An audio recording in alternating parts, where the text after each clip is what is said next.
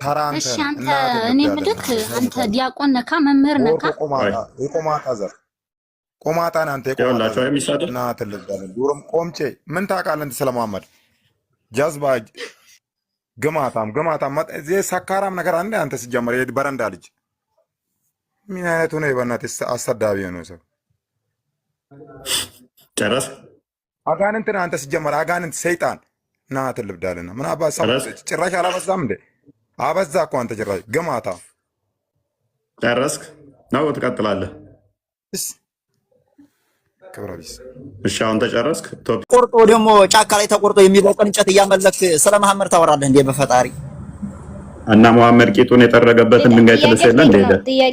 ሰው ምንድነው እሱ እንጨቱን የገረመ መሐመድ ቂጡን ጠርጎ እዛ ያስቀመጠውን ሴቶች ፔሬድ የሚቀቡትን ድንጋይ ሄደ ትልስ የለ እንዴ? ስሙሽ ታርገለ እንዴ? ሄደ መሐመድ ደግሞ ያንን ድንጋይ በእንጨት እየነካ እንጨቱን ይስም ነበረ። የኛ እንጨት መስቀሉ ኃይል አለው። ያናድድሃል አይደለ? ምክንያቱም ዲያብሎስ የተቀጠቀጠበት ስለሆነ መስቀል ማለት ነው። እፎይ በስነ ስርዓት ብንነጋገር እሺ። አንዴ ሴቷን ሸኛት ክርስቲያን። ኦኬ ቶፒክ ላይ አውሩ ጋይ ሙስሊሞች ቶፒክ ላይ ግቡ። አሁን ተረጋጉ፣ ፓኒክ አታርጉ። እስካሁን ድረስ ምችሉ ብቻ ስለ አሹራ ማውራት ምችል ማይከን አንሳው ሞግታለው አቃለው ቢል ኦኬ። አላህ አንድ ነው ይሰማኛል። አንድ ነው። አሁንም አንድ ነው። ምኑ ነው አንድ? እጁ ነው እግሩ? አላህ አንድ ነው። ምኑ ነው አንድ? የዓለማቱ ጌታ ማለት ነው። አላህ አንድ ነው ማለት ነው። ሙሳ ጣልቃ ትግባ። ጣልቃ ከገባ ካሁን በኋላ ትወርዳለህ። ሴት ልጅ አይደለህም አንተ። ተደርበህ አታውራ። ወንድ ልጅ ነህ። ወንድ ልጅ ረጋ ብሎ ተራውን ሲጠብቅ ነው የሚያምርበት። ኦኬ ምኑን ቆጥረህ ነው አንድ ነው ያልከው? አላህ አንድ ነው። አይሰማህም? እኔም አንድ ነኝ። ስለዚህ አምሳያ ያለው ማለት ነው አንድ አላህ አላህ የሚሰራውን አንተም ሰማይን ቀጥ ብለህና አላህ ይሰራው። ኦኬ አላህንም ሰርቶ አቅም ኤኒዌይስ ችግር የለውም። እሺ የአሹራ ጾምን መሐመድ ማን አዘውት ነው የጾመው? አሹራ ጾምን መሐመድ እንዴት ነው የጀመረው? አንተ ስለ አሹራ ምን አገባህ? ነጥይቃለህ ምንድነው?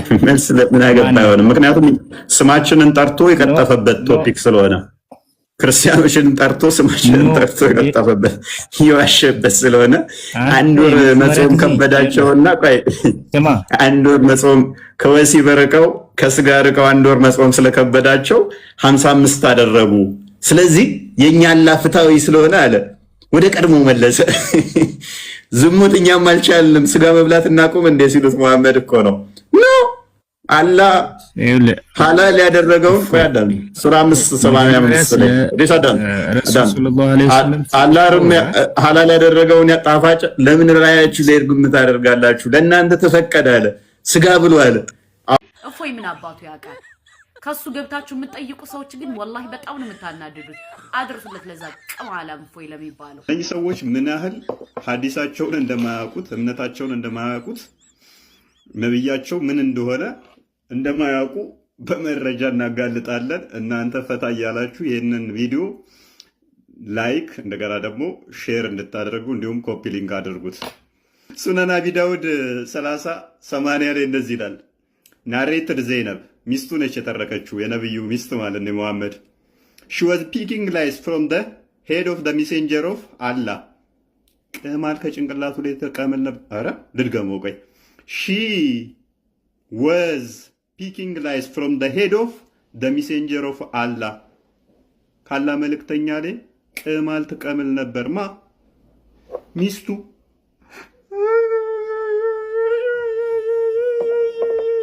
እመነኛ አንድ ጊዜ ምን ቅማል ወጥቶብኝ አያውቅም። አንዲትም ቅጫም የለሽብኝም። ተግባባል። ነብይህ ላይ ቅማል እየተቀመለለት ነበር ይላል አዲሱ። ምን ትለዋለህ? ይሄንን የምር ግን ምን አስባችሁ ነው ሬዲዮ ላይ ዘፈን የምትገባበዙ ሰዎች? በተለይ አንዳንድ ወንዶች በቃ ግርም ነው የምትሉኝ። ስሟን እስቲ ንገረን። ኤም ናት። ሙሉ ስሟን ንገረን። አይ ስሟ እንኳን ይቆይ፣ በኤም እንቀጥልና በቃ እሺ ዘፈኑ ለሷ ነው። እስቲ ፍቅርን ግለጽላት ነው መስኪዬ የኔ ቆንጆ እኔ እንዳንቺ መወዶ ስትል ለማን ነበር ግን የምጋብዘው? ለኤም ኧረ እየሄዳችሁ ለኬሻ ደኔ ማን ነው? አይ የምር ግን ሬዲዮ ላይ እንደዚህ ዘፈን የሚገባበዙ ሰዎች እኔ ማለት ምን ያክል ስራ ፈት እንደሆኑ ለአንዳንዴ የምታዘብበት ሁኔታ ነው። ማለት እንዴት ነው አሁን ሬዲዮ ላይ ዘፈን በጣም ነው የምስቀው። በቃ እኔ ቀይረዋለሁ ሁላ እንደዚህ አይነት ነገር እንደዚህ አይነት ፕሮግራም በማለት ሲመጣ ቀይረዋለሁ ሁላና በጣም ነው የሚገርመው። አሁን ዘፈን ያን ያክል ምንድነው ሬዲዮ በቃ ደግሞ እኮ ብዙ ሰው ነው የሚሞክረው መሰለኝ። በቃ መስመር ይጨናነቅባቸዋል ምናምን በቃ እንደሚጨናነቅባቸው ምናምን ሲያወሩ ምናምን ያስታውቃል።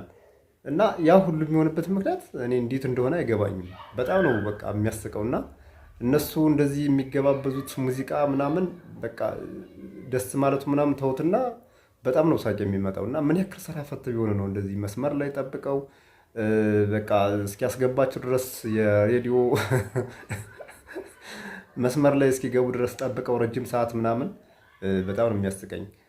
እኔ እፎይ እንደዚህ በጣም እኔ ከምጠላው ነገር በሃይማኖትና በዘር ይህን ያክል ሰጣ ገባ በጣም ነው የሚደብረው። በዚህ በወጣትነት ጊዜ ብዙ የሚያስጨንቅ ነገር በዛ ላይ በዚህ ጊዜ እና በወጣትነት ዘመን ብዙ የሚያስጨንቅ ነገር እያለ ምንም የራሳችን ቀዳዳ ገና እድሜ እየተሽቀዳደመን እየሄደን ኑሮ ውድነት እንደዚህ ጣራ ነክቶ ራያችን ላይ ቲባቲብ እየተጫወተ እንደዚህ በቃ በጣም ነው የሚደብረኝ።